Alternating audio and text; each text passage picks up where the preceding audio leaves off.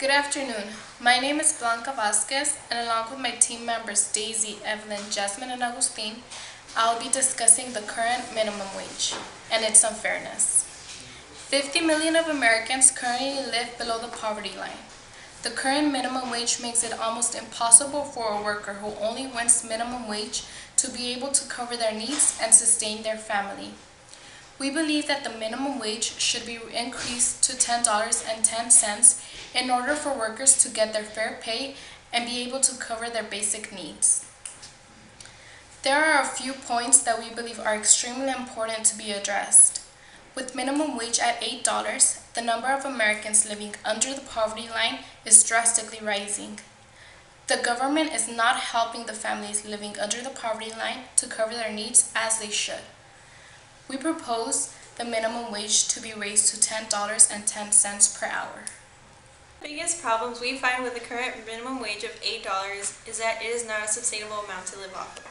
In the current economic norm of inflation, minimum wage is simply not enough because of growing costs. It is getting increasingly difficult for people to make ends meet. Expenses such as food, gas, and even electricity are becoming out of the question. And as a direct result of unsustainable minimum wage, many people find themselves at or even below the poverty line. For the past few years, the poverty rate has not changed significantly. According to an article in the Huffington Post newspaper by business editor Michael Strachan, published on November 17th of 2013, the U.S. poverty rate has essentially unchanged at 15% in 2013, as roughly 4.5 million people were stuck living at or below the poverty line. This marks the second straight year that both the poverty rate and total number of people living in poverty were stuck at their current levels. This means that people aren't being adequately paid for what they do. Who is to blame? Families living in poverty rely on the government to compromise. The federal government is to blame for the current minimum wage issue. The Democrat and Republican parties' inability to compromise leads to no change, which means families continue to struggle. In a Cato Institute article by Michael D. Tanner posted on the website last updated on January 1st, 2014, it clearly stated that the ones to blame for a postponement of an increase on minimum wage is in fact Democrats.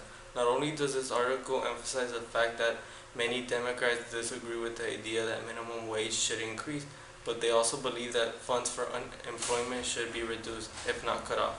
President Obama is also to blame because he only speaks upon the issue without actually coming up with a solution that fits both parties, therefore showing whom is to blame for the unchanged future.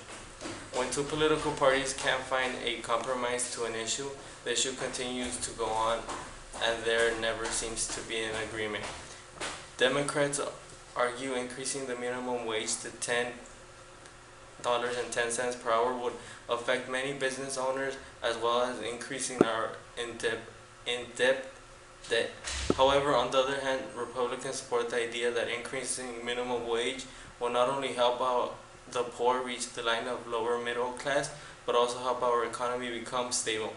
All that is being thrown is possibilities, with both parties arguing what ifs instead of coming up with a suitable compromise. The government has the power to help millions of families living at or below the poverty line. By increasing the minimum wage to $10.10 an hour, the government would be exercising such power and helping these millions of families.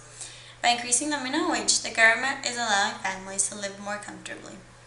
According to a Washington Post article by Mike Conkskal, a finance blogger and fellow with the Roosevelt Institute, he states, written on January 4th, he states, using this as an estimate, raising the minimum wage to $10.10 an hour, as many Democrats are proposing in 2014, would boost the incomes of those at the 10th percentile by $1,700. That's a significant increase in quality of life for those worst off. That doesn't require the government to tax or spend a single additional dollar. He adds, if you look at this economist James Tobin in 1996, for instance, he argues that the minimum wage always had to be recognized as having good income consequences. I thought in this institute those advantages outweighed the small loss of jobs. Since then, there's been substantially more jobs done, arguing that the more jobs existent and new ones that come up that acknowledges are better, especially when it comes to observing incomes in the percent and reducing extreme poverty. For the past years, individuals have been afraid of losing jobs, but with an increase in minimum wage, there will be a decrease of poverty, but not their jobs.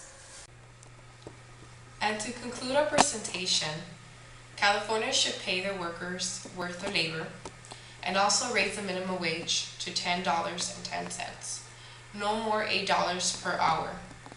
The government and also the President Barack Obama should see the needs of their workers and also seek ways to help them sustain their families.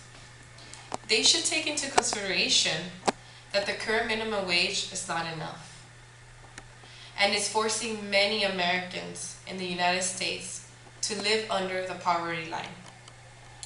The number of Americans living under the poverty line should be decreasing. Instead of that number hiring or increasing, our minimum wage should rise and also help us rise above the poverty line. Thank you for watching.